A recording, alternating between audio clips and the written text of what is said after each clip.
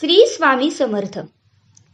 बऱ्याच जणांना हा प्रश्न पडतो की आपण स्वामींची इतकी सेवा केली तरी महाराज अजून का प्रसन्न होत नाहीत, अजून त्यांची कृपादृष्टी का होत नाही.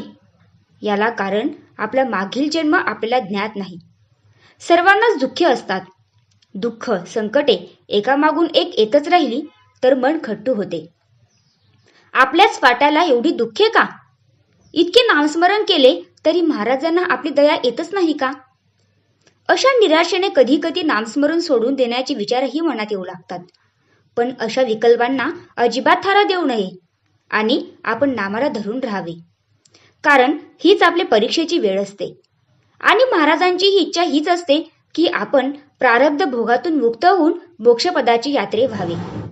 आपले स्वामी तर इतके कनवाळू दयाळू आहेत की ते दुःखातही आपल्याला एखादा आशेचा किरण, सुखाची एखादी झुळूक सतत दाखवत राहतात, जेणेकरून आपला प्रिय भक्त आपल्यापासून दुरावू नये असे स्वामींनाही वाटत असते.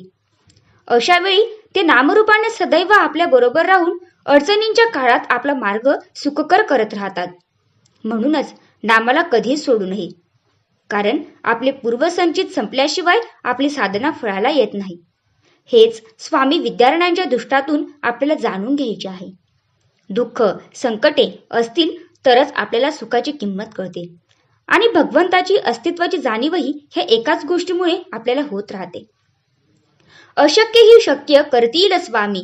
तुम्ही करत असलेले काम ही स्वामी सेवा आहे असे समजून भक्तियुक्त मनाने प्रामाणिकपणे करायला सुरुवात करा. मग बघा, त्या कामासाठी लागणारी ताकद स्वामी देतील. श्वास घेता त्याबरोबर सतत स्वामींचे नाम घ्या.